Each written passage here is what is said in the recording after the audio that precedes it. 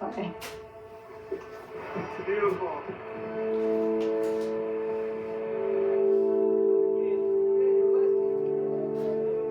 He has said to me, I never loved you and I never felt like that about you. Like I was trying to affirm it.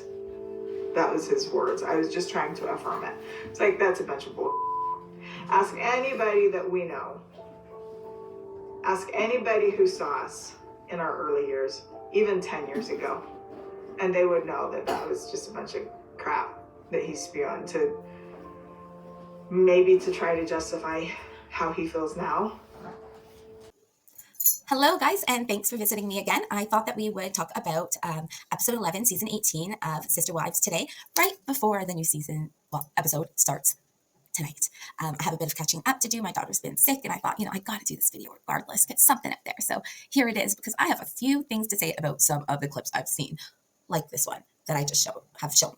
The first thing is there is this what psychologists believe that men and women tend to do in a breakup.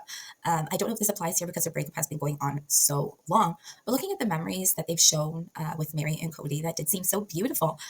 They say that when a man and a woman, generally speaking, tend to break up, a woman romanticizes everything. So they will sit back and think about all the good times, the good memories, and miss that and kind of not forget, but more concentrate on that than the issues that actually split them apart. Where, generally speaking, a man will be angry and he will not be romanticizing. He will be thinking of all the things this witch has done to him. And I think it keeps them angry because angry gives you a bit more energy than depression, where you need to just sit down and lay down and just be, men got to get up, get going, do their thing, act tough. And the way to get around that is by remembering the bad things. There you go. So Meri is correct. The other thing I did want to speak of is she admits here pretty much Robyn destroyed the relationship. I noticed that they're all playing the blame game about why Meri's leaving. I mean, Cody says it has to do with catfishing, Meri says it has to do with Robyn. And what I see is basically everyone that leaves Cody does not want to leave. And then when they leave, it almost feels like they did like a breakout prison escape. You know what I mean? And they're just so joyous and unbelievable about what's on the other side. They want to bring these women with them. Even if Janelle hasn't seen, the other ladies in 6 months, I'm sure we're leaving Robyn out of this, okay? I'm sure she would also like them to leave. She knows this is wrong, and no woman should be treated like this. Not one woman. Hi, and thank you for visiting my new site made for all you die-hard Sister Wives fans out there, just like me, who are sick of the same old content. Well, fear no longer. It's time to talk about everything from never her perspectives, a little bit of honesty, a whole lot of sass headed in season 18.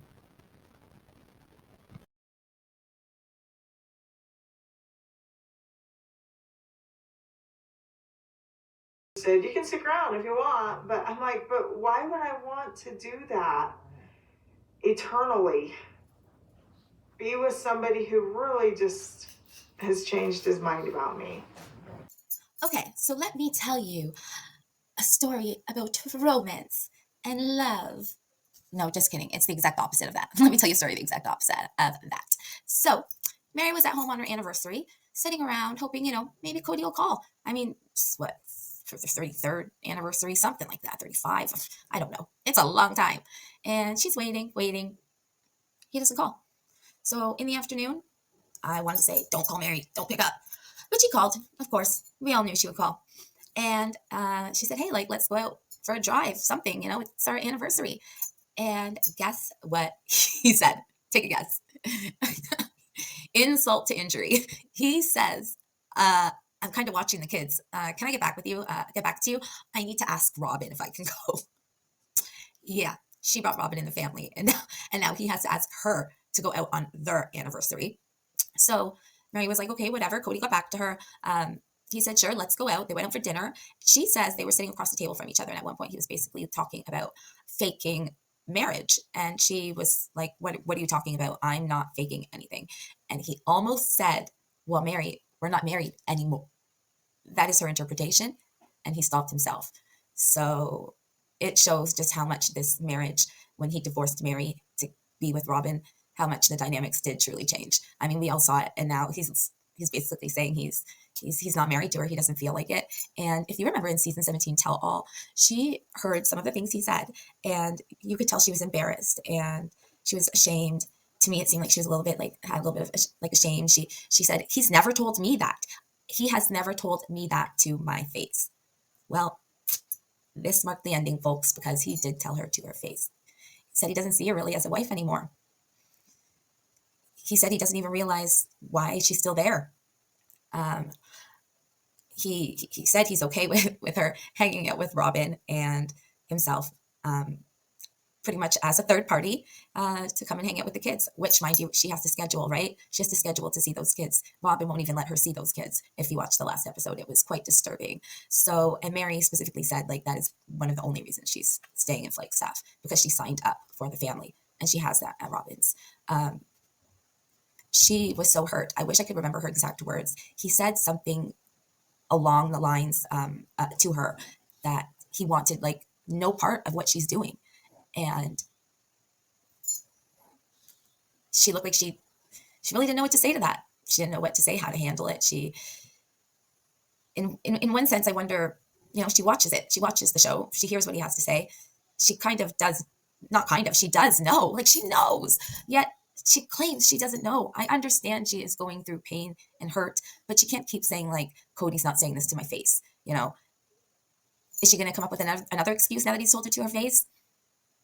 I hope not, since she has left him, I believe. But I always wonder, just like Janelle said, if he changed, she would have went back to him. She said that last episode. And I wonder if all these women are just hoping he goes back to the old Cody self. And if he did, I think Meri would be sprinting back there. What do you think? I don't know. It's a really sad situation, especially for the kids. Like, our marriage is like done. Like, you can stick around and you can come visit me and Robyn and the kids if you want, but we're never going to have a marriage relationship anymore. So I feel. So I'm sure when Meri filmed this on her own, she felt alone, devastated, hopeless, which is one of the worst feelings you can feel when you've tried every single thing you could do and nothing works and you have no options left.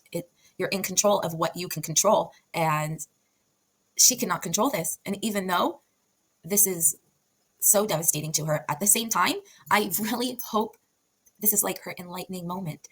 She is actually saying now for the first time that I remember straight up, like, our relationship is done. Straight up. I don't remember Meri. I was here kind of making excuses for Cody, whether he didn't say it to her face, whether, he's going to change and she's going to stick around. She's always saying how bad she feels, but she never talks about actually leaving and it being done. And she is saying, it's over. It is over. So let's just give a little clap here. Yay, yay, Meri. Good for you. Because no matter how you feel about Meri, she does not deserve this. This is like, at least 10 years trapped in jail, because she said it all went downhill. And at least 10 years ago, she said it was fine. And that's about when Robyn hit the picture, right? So she's got to really be kicking herself in the butt for doing that, don't you think? I mean, she, out of all the wives, I mean, they all love Cody, but she was dedicated to that family. She loved her family. She was proud of her family. Even now, multiple times during season 18, she has basically said that she is staying for Robyn's children, not Robyn. Not Robyn. She's made that quite clear now. And I think she wants us all to know that she is not there by Robyn's side. Robyn hasn't even been in contact with her. She just is like living in this make-believe land, pretending like they're oh so best friends when they're not. Give it up, Robyn. Give it up. Okay? Like, you can't just hold Meri hostage because you want another sister wife. Maybe that's why you're letting Brianna date right now, right? Maybe it's a little switcheroo, your daughter for another sister wife. I guess we will see that in season 19, won't we? Because I just have a feeling like something's coming here. And Robyn, if he picks a younger wife, be prepared to not be the head wife anymore. God, I would love to see Robyn not be the head wife anymore and see how it feels. Wouldn't you? Yes, I would. Okay, look at me in my eyeballs. We just need you to move forward using the pedals forward. That was backwards. So to end this on a happy ending, I just want to throw in a couple other things going on. Janelle and Christine feel great. They still feel a lot of normalcy in their lives because they come together frequently and they have all their children together. And like Janelle says, it's almost like being with the family with Cody, except the chaos, the pain. she feels actually pretty great about it. That's really what she said. So that's wonderful. In this episode, Truly again is trying to learn how to ride a bike, but with a lot of patience with Peyton, with her mother, with her whole family by her side, cheering her and rooting her on. Because apparently, I don't know if this is exaggerated, but we all saw the footage of Cody getting ticked off. I mean, we don't know what happened before that to make him upset. I mean, we don't exactly know, but it did not look good. Okay, it did not look good. I mean, she was young. He was really abrupt. She's scared. That's not how you treat a scared child learning to ride a bike. So it was really nice to see them come together to try to get her to do this. She says to the camera she thinks it's going to take 5 days to learn how to ride a bike, although in reality she does not think it's going to take her 5 days. She thinks that it very well may take longer. As well, McKelty is pregnant. Not only is she pregnant, but she's pregnant with twins. Yes, she is. And she lets the news out to her whole family. Isabel finds out about the pregnancy. It's just really lovely and a happy time. They showed videos, clips, of everyone being pregnant, the whole family going through their births, because they were talking about how, Christine was afraid of hospitals, and they grew up in that afraid of hospital mentality because of polygamy. Yet Janelle isn't afraid of hospitals because she did not grow up in polygamy.